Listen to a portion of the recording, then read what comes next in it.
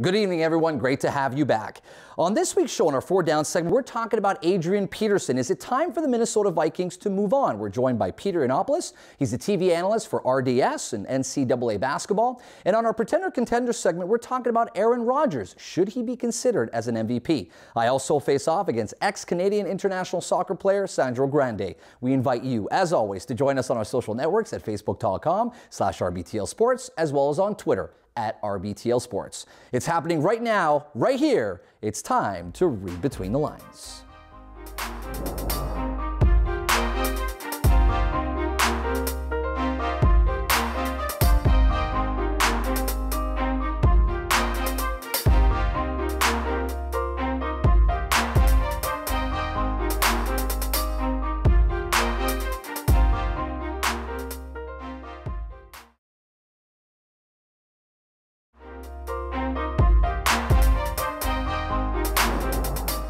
Safe to say Adrian Peterson will be reinstated. However, this week on our Four Down segment, we discuss if the Minnesota Vikings should move on. As always, we invite you to join us on our social networks at facebook.com/RBTL Sports, as well as on Twitter at RBTL Sports. This week, we welcome Pierre Yannopoulos. You're the TV analyst for NCAA basketball on RDS. Great to have you. I look forward to your opinions. Excited to be here, guys. Thank you. To his right is Anthony Corneli, RBTL contributor and my co-host. Great to see you.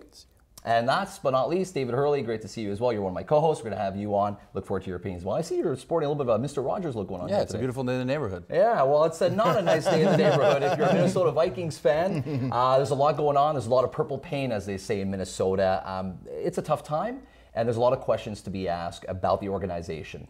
So I throw that question out there. Should the Vikings move on? From Adrian Peterson, it's going to be tough for them to move on from Adrian Peterson. I mean, the guy's been in the league 8 years. This is one of the suspension years, and the other one was when he tore his knee. Yeah. But other than that, he's a 6-time Pro Bowler. He's rushed for over 2,000 yards in a season. The ultimate decision will become on sponsorship and really to see if their morale is up, if they want to cut him. But I think they should definitely keep him. He's a great piece to their offense. I think there's also, if you take a look at football personnel, though, right? They want to keep him. Absolutely. The coaches want to keep him. The players want, obviously in the clubhouse, they want to keep him, right? The question is, what sort of impact does it have on the organization? Where does the moral compass lie, right? Where is enough at this point with regards to Adrian Peterson? If it's not this, then what's it going to take for them to, especially if we talk about basketball? If I link it over to basketball, how do they treat this case with Adrian Peterson if this was basketball, if this was the NBA? Again, it's difficult, guys, because when we're talking about a body of work of what Adrian Peterson can do on the field, there's no question he's an elite player, probably one of the best running backs, if not the best running back that we've seen in the NFL in the last 10 years. However, there's something here, you talk about morals, we're talking about children here. And I've been a big proponent in terms of professional sports. We're not here to give moral lessons. But when we talk about children and kids, we have to draw the line. But are you not supposed to be held to a higher standard with regards to your off-field activities? I mean, where does that lie? Just because you're sports entertainment, right? I was reading recently, 26 out of the most watched TV programs in the fall were NFL games. They have a huge pull and a huge influence on moral, the moral compass. So is there not a requirement from them to be able to step up that way on the off-field? There's no question, Adam. I mean, you're talking about an individual here that has been charged with abusing his own children, right? We had his child last year died. He decided to play the game anyways, right? So I think there's no remorse from Adrian Peterson right now. He's in court. We're talking about some marijuana issues. When is he going to stop? Absolutely. Right? I think if I'm the owner of the Minnesota Vikings, we've seen that the corporate sponsorships have gone the other way. Yep. You know what? Make the decision. The kid McKinnon is doing a decent job, and let's make no mistake about it. We all know football here. Running backs are predicated on what? Offensive linemen. Exactly. If you have a good offensive line, you'll have a good running back. Sure. I think they should cut Adrian Peterson and move on. I believe he's learned nothing from this situation. He's shown no remorse. He's on the commissioner exempt list, which means he's sitting at home and still getting paid. Yeah. That's a joke, gentlemen. I mean, the guy, recent reports have said that he hasn't been training. He's not in game shape. The only thing he's been lifting is his brass bong. And to add to that, he has a court mandate saying that he has to have a marijuana analyst every month. Guys, gentlemen, like, the circus is in town. It's starring AP, Roger Goodell, and the Vikings. Just cut him already. But in all fairness, though, if we talk about corporate sponsorship, right? So the Radisson Hotel's pulled down. Pepsi moved in real quick on that backdrop for press conferences. So I wouldn't be necessarily too worried about the corporate sponsorship. The thing is that there's definitely a divide at the upper management, right? Football personnel wants to keep him. it almost feels like there's a double-edged sword because they're trying to get the league to do the dirty work, right? They're trying to get them to discipline him rather than have the organization make a decision. The question is what example are you setting forth? Yeah, right? but What example are you setting forth if you're not able to discipline a player of that? And if you don't believe that it should be a moral compass, if you don't believe that the team should be that, then who is? Who's the one that should be? The onus should be on the player, but at the end of the day, it's the NFL, and it's a little bit of a joke when they come down on players. Look at Dante Stallworth in 2009. He killed someone in a DUI. He had manslaughter charges, but what happened? The guy a year later was back in the NFL playing for Baltimore. That's a little bit of a joke. Now you're talking about a guy punishing his own children with a, talent like Adrian Peterson doesn't fall off the tree. But, I mean, he took that tree branch and he hit his son and he punished him too hard. Now, could he be able to take the next step in his career? I know you've been saying that he doesn't have the quality of a human being to do it. So for you, it's all about on field. It's all about on field. It's the NFL. That's how they get paid. They want to watch players do very well. And Minnesota Vikings are, what, 4-5 right now? The facts are the NFL is a business. The Minnesota Vikings are a company. They're not going to pick up his $13 million contract next year. He's past his prime. He's already voiced interest of playing for the Cowboys. The only thing the Minnesota Vikings can do if they pick up his contract, they're not only dropping $13 million, they're dropping corporate sponsorships and a million adoring fans who disagree with the fact that Adrian Peterson should still be playing for Minnesota. I don't know. Like, I'm not worried about the corporate side of things, right? I'm not worried about the fans because they're in a predicament, right? Because they're going to lose half their fan base regardless. If you accept him, I don't mean lose the fan base. I mean you're going to alienate or polarize your fan base. What I mean by that is you take him back to the team and you alienate half that player base that thinks he should suffer more consequences. If you don't put him back, you're saying, look, you're obviously enforcing too hard. So if the person's job is not on the line, it almost feels like if it's not directly them that are losing their job or involved in it, then they want this to happen. They want bigger changes to be brought on, especially with Adrian Peterson. They want to make him an example. Is this not a good opportunity for the league to be able to say? It's one thing, guys, when you have a DUI, right? Or you're on an assault charge, or you break the law. But we're talking about children, young, innocent children. Did you see those lacerations on that poor, innocent baby, right? It's a baby. But that's not enough for you, though. No, it's not enough for me because North America loves a redemption story. So the guy can come back and rush for 1,800 yards. He'll still be a fan favorite yet again. Let me ask you a question. With the Minnesota Vikings, have they ever been to a Super Bowl with Adrian Peterson? No, they haven't. Right? He's great. He's a great running back. He puts up yardage. But have they ever won with him? No. Right? So maybe this is the time to let him go. They let him go, start fresh, and you know what? Let's focus on doing the right thing as an organization. Let's get some players who want to do the right thing on and off the field. And I think it's proven that you have some players. Look at this guy McKinnon, right? 5 yards per carry. He's doing the job. I think that they're still in the race. They're about a couple of games out of first place.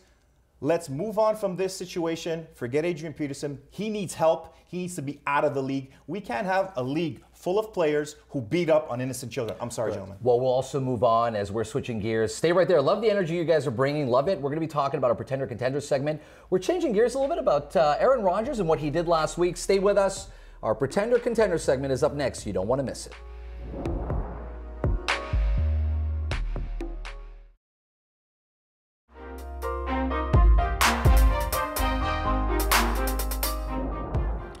Did you forget about Aaron Rodgers? We haven't. And with last week's 6 TD performance in the first half, safe to say he's now in the conversation for the league's MVP. And no, I'm not talking about the most valuable photobomber.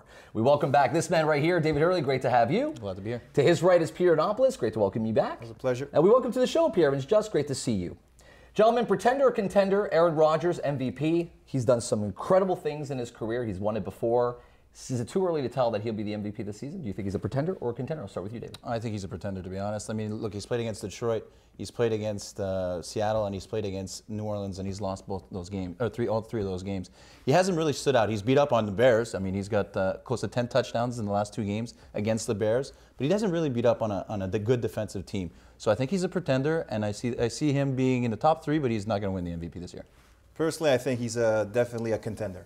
You just see what his body of work is. Not only when he steps onto the field, he gives the team an opportunity to win. He has that championship pedigree. And if you look at his statistics right now, you're talking about 25 touchdowns and only 3 interceptions. The only guy who has that as well with 3 interceptions is Tom Brady. I think that what he brings to the table is an element that he could dominate a game. Obviously, it's still early in the season, but the Green Bay Packers, and with all due respect to the Arizona Cardinals, I think that, and the Philadelphia Eagles, and I love my Dallas Cowboys, but I think that... we got the whole other side that's a Cowboys. But at the end of the day, I think that with Seattle, who's struggling, I think that Green Bay are the favorites to come out of the NFC this year, and it's the sole reason is Aaron Rodgers. I disagree. I think definitely pretender. You look at some of the guys who are playing really well right now, including Andrew Luck. Andrew Luck. I mean, he's playing incredibly well. And again, you know, the thing about the MVP is we're talking about that right now, right? And it's a long season. Even though we're on midway. week 10, we're moving on, we're midway. We're Exactly. Not at the end of the season. But there's still a lot of football to be played, and a Aaron Rodgers in good shape is scary. Yeah, absolutely. He is an incredible quarterback. You mentioned Andrew Luck. I'm looking at Aaron Rodgers,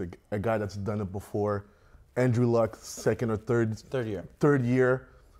I have Aaron Rodgers. He's comfortable. You know that with him, you always have a chance to win. The team has done it before. They won a Super Bowl a couple of years back. I just feel like he's, bottom line, the best quarterback. Well, we're not debating that he's a bad quarterback or a good one. Yeah. He's definitely a great quarterback. Yeah. But I think right now it's definitely Andrew Luck's to lose. He's got 500 yards more in passing. Yeah, but he's got one more touchdown. He has 9 interceptions. He has 8 interceptions, but he also has 130 yards rushing and 2 TDs rushing, which is pretty impressive for a third-year quarterback in the league. He's starting to read defenses. Like Peyton Manning does, and I don't like Peyton Manning, and I think we're all agree on. We've heard there's a little dab there. He's definitely reading defenses and giving his team in Indianapolis a chance to win game in, game out, and he's going deep, and he's going deep a lot. T.Y. Hilton leading the league in receiving. I'd be curious to ask you or any of you that when you already win it, right? So you've already been there to uncharted territory. When it comes to the ballot box and these MVP or prior MVP winners have another great season, do you think that leads them in a favor? It gives them any kind of edge with regards to them winning it for a second time? It's almost as if you win it once, you can win it numerous times. The body of work counts for something. Absolutely. Well, I'm the basketball guy, so I'll bring a basketball analogy, right? Steve Nash, right? He won it the first time. Voters were enamored with him. They loved Steve Nash. That second year, he won it over Shaquille O'Neal. A lot of people will say, well, Shaq was the most dominant player probably of all time. He had the better season, but voters, it's tricky of who's voting, right? Is it the players? It's not. It's a lot of the voters. So we talk about Peyton Manning, right? He won the award last year. You talk about MVP. He's the guy. Take Peyton Manning away from Denver. What happens? You look at Tim Tebow, right? Right? Tim Tebow brought Denver to a division championship, won a playoff game with that same core, with that same team, right? You take him out, they still did it. Take away Aaron Rodgers from the Green Bay Packers. Exactly.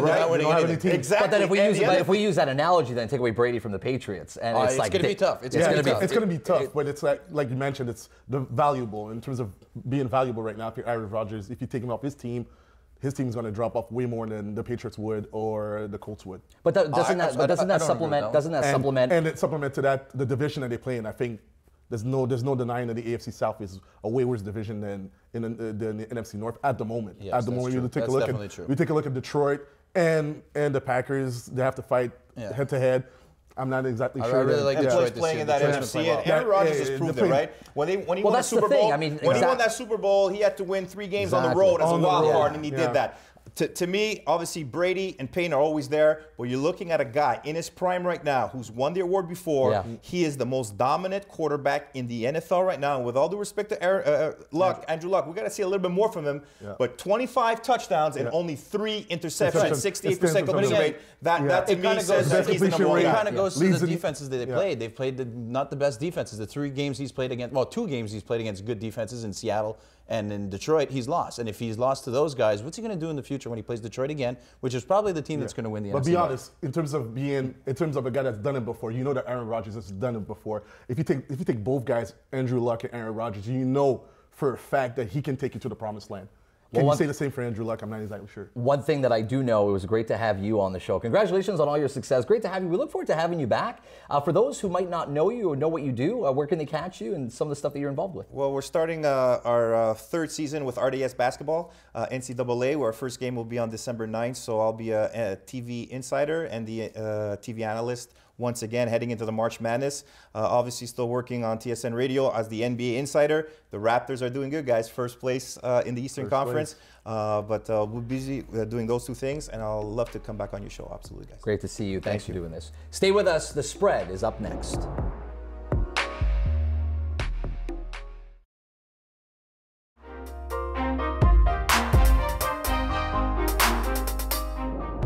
Welcome to The Spread as we preview some of the key matchups in the world of professional sports. As always, we want to hear from you. Do you agree? Disagree? We welcome back RBTL contributor Pierre, Juste, Anthony Corneli, David Hurley. Great to have you gentlemen back. All right, what do we got? We got Toronto against Chicago. Toronto playing at home. First big matchup of the season. Derrick Rose with the iffy ankles. Joakim Noah, not sure if he's going to play. interesting game. Big matchup. Big matchup. Professional hockey. I got Montreal at home against the Bruins. Bruins have an all-time losing record in Montreal. Goes to the Forum. They're in the rafters at the Bell Center. It's going to be a tough one for the Bruins. David Hurley, 5-4, 5-4. It's going to be a big matchup in the AFC East, and I really like the Miami Dolphins at home. It's a 4.5-point spread. I think they should be doing well, and we'll see how that goes. And I mean, if we're going to recap and see how it's going to go, I really like for all those gamblers out there, really think about putting your money. I know you lost a lot on the Steelers and the Jets. Put your money on the Dolphins this week. You'll make your money back, cover the 5 points. Having said that, I'll start first. I've got Miami to cover the spread 4.5. I've got Montreal to win at home. And the T-Dot will prevail, so I've got Toronto win that game. David. So we got the Dolphins, I got the Habs, and I really, really like T.O. to win that game. We, the North, are going to come out on top. Two teams, similar record. Going into Miami, I got the Dolphins to cover. Obviously, I got the Canadiens to win at home. And I don't think the Raptors have really played anybody. Chicago's strong. They're going to take it in Toronto. Statement right there. Okay. So I got Miami to cover the spread. I got the Habs to win at home. And I want to know my Chicago faithful. It's not personal, strictly business. Toronto takes it. Oh, big statement. Wow. Don't get mad at me. It's strictly business. Bulls Michael Corleone style. Yeah. There it is. You heard it here first. You agree, disagree, want to hear from you, share your opinions, your feedback. Stay with us as my face-off segment with Canadian international soccer player Sandro Grande is up next. Don't go anywhere.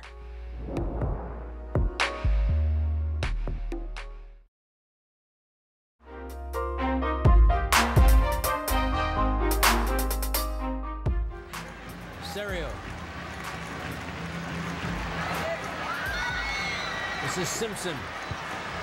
Simpson's cross, deflected. There's a shot by Grande, scores! What a shot by Sandro Grande! One of the greatest goals ever scored in Canadian soccer history, and it was scored by the man that I'm about to face off against. Sandro Grande, welcome to the show. Great to have you. Great to be here. Sandro, you obviously missed the boat with regards to MLS. I have so much to talk to you about. First, your impressions of MLS and how much you would have liked to play in the MLS. Definitely, I would have loved to play here. I mean, in Montreal, in your own city, pretty good league. My impressions, it's still evolving. I mean, it's not at the world stage just yet.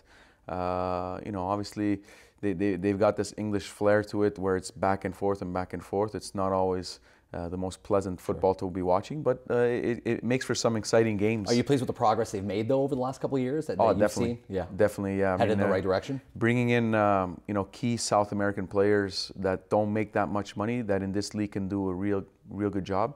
I think that's going to be the key to this league. Going to get those additions like Thierry Henry and David Beckham and Robbie Keane. I mean, those guys are going to bring the level higher. But the purpose of the league is to grow talent in North America, and you can see that's happening slowly. We won't shy away from it. We'll get into the nitty and gritty. A lot of people are curious to know about the Biello incident.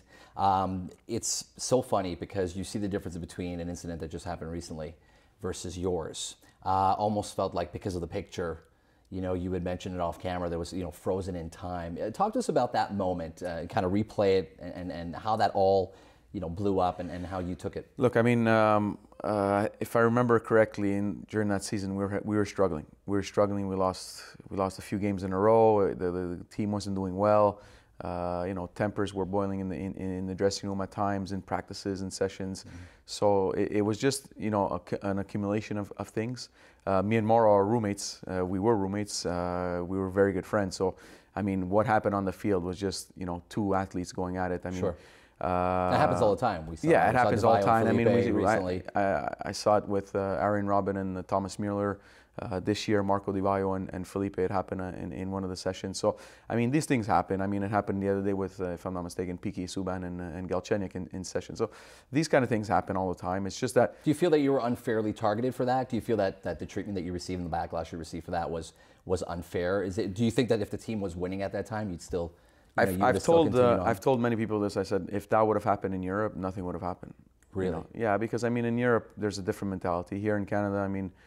You know, everything is so nice and polite, you know, and so, you know, people seem to get offended really quickly. In Europe, it's like, okay, you know what, they're human beings, and today I'll tell you something, and tomorrow we'll see each other and we'll still have a coffee together, you know. We see the positive side of playing for Montreal. Is Montreal a tough place to play? For myself, no, it wasn't at all. I mean, when I came here, the management, Nick and Joey and Nick Filipponi that was here, they had told me, "Oh, you're going to see it's so tough to play in Montreal." But I've played in pressure because of the media, or yeah, because the pressure, the fans, but you know what? You play your game, you win, you lose, you walk out of the stadium, nobody's waiting for you. I've played in places where, in Brescia, for example. We were on a little bit of a losing streak, and there was like 500 tifosi, 500 ultras that were waiting for us at the door, and our team couldn't leave the dressing room. I was in the stands. I went down to the dressing room after the game, and here we find ourselves with like meeting with the head ultra of the club, which should have no say in any technical issues or tactical issues, but they just wanted to meet the club because they feel like they're so much a big part of the club that they need to have their input as well. You know? John Lemiaz was on recently on a Face-Off segment. He talked about the pressure of upper management and how difficult it is for a coach and how much involvement there is. Do you appreciate that from management? Do you appreciate a hands-on environment for management to say, you know what, we also want to supplement the coach, we also want to maybe overstep the coach sometimes? Is that the kind of environment you like playing in? I don't know. I think my mentality, if I would be in that position, is like I need to be hiring the best guy for the job. And if I hire the best guy for the job, I need to let him do what he needs to do. If I'm constantly stepping over his feet, then I can just hire anybody and just constantly be right behind his back. If I go and get the best coach out there and I feel that, you know what, this guy's going to be, it's normal in the season, there's going to be talks with management, there's going to be the coach coming up to the president's office to have a chat. We see it with AC Milan and Berlusconi very, very often. Yeah. But most does he come down to the locker room often? Does Saputo come down quite a bit and have conversations with you guys in the locker room? And yeah, you know what? Like for that, yeah. But I mean, it was never anything like menacing. Player personality. It was you know, like good stuff. I mean, it's normal. You know, sometimes people see you know, like he comes on the field, you know, when they win, and then when they lose, he's not on the field. So people tend to think, okay, now he's the wrong impression, stuff, you know. So, but yeah, he would come down often. I mean, with regards to technically and tactically speaking, he would never really put a word to us. Maybe with, you know, in behind closed doors with the coaches, with the coaching staff, with John and Mark and now maybe you know, Schaldebaum. There was a bit of a conflict. You know? With his acquisition of Bologna and seeing how his influence of you know, Italian players coming to Montreal, do you think that Montreal needs to stray away from that, to maybe focus on diversity with regards to the talent? You see some of the other teams in the MLS seeing so much success with South American players, European players. Do you think that's a little bit different? There's a couple of countries in South America where you can go. Look, I mean, the top league in Ecuador has very, very good players. The top league in Peru and even in Argentina, you know, I mean, and these guys don't make that much money in these kind of countries, you know.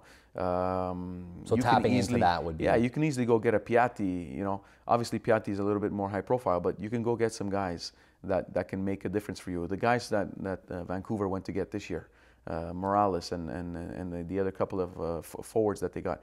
I mean, those are guys that, you know, come from small countries and don't cost you much. Don't cost you much. Mm-hmm. You know, they're second-tier guys. Now, are you still going to go to Italy and get your superstar and hopefully get a Thierry Henry and Robbie Keane? Look, I saw Robbie Keane last night in the game. He was unbelievable. I mean, nobody in the MLS can play like Robbie Keane or Thierry Henry because we just don't have the talent here. We're not at that level yet, you know, in North America. So these guys are good for the league. David Beckham was great for the league. Marco Di Vaio was outstanding for Montreal. It's normal, we have an Italian community. They want to bring in an Italian. But there are countries in Europe, Serbia, Croatia, Bulgaria. You go to Romania, there are some big players. And sometimes even in the second and third division in Italy, there are very, very good players. Before we let you go, we're going to have a little bit of fun with you. As always, I have a little segment that's called the Rapid Fire segment. So I'm going to ask you a few questions. Yeah. Give me your first impression, one-word answer, two-word answers of what comes to mind. All right, so first things first, was Mauro Biello the best captain in Impact history? It's the only captain I had. Before that, it was Nick. I'm not sure. No comment? No comment. Best player you've ever played with? Roberto Baggio. You've played for many teams across the world. Which team is the closest to your heart? I would say Frosinone. Will MLS ever compete with major European leagues at the rate that they're going right now? One day, yeah. Does Canada stand a chance of qualifying for the World Cup in their future? Do you see that happening? Hopefully. You do? Great to see you. Thanks for taking the time, Sandro. Thank you. Stay with us. My rant is up next. You don't want to miss it.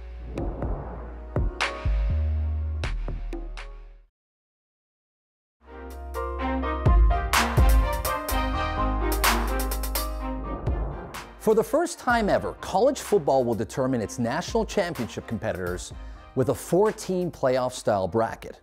Gone are the ever-controversial coaches and media polls, replaced by a panel of 13 experts who will rank the teams instead. Now, I don't know how a panel of 13 people given the status of experts is better than the opinion of coaches themselves. Who else is closer than the action and more involved with all of it? Coaches evaluate based on competitiveness, talent, and the ability, not which matchups produce the biggest profits. The reason for this, and we don't have to look back very far for the perfect example, to the 2012 national championship game between number 2 ranked Notre Dame and number 1 ranked Alabama. It's because the Irish got embarrassed in front of their national audience in a game that was remembered more for the unveiling of then Alabama quarterback A.J. McCarron's girlfriend and former Miss Alabama than the actual football game. Before you know it, we'll be hearing coaches saying, we're just looking for a berth into the semis, and from then on, anything's possible. And it will be just as much of a crapshoot as it's always been. By pledging a better product, the NCAA continues to find new ways to increase their profits, while shamelessly disciplining their athletes for trying to grab a couple of bucks. Once again, the public is put in a position to support an educational organization whose goals claim to be to prepare these young men for their futures. But for many, the future is now. We invite you to join us on our social networks at facebook.com/RBTL Sports, as well as on Twitter @RBTL Sports. Until next time, on behalf of the entire team, thanks for being with us. Adam Reid's wardrobe is provided by Carve Clothing, available at carve.ca. Salon services courtesy of Glam Atelier, La Maison de Beauté. Catering services provided by Season Dreams by J. Anthony.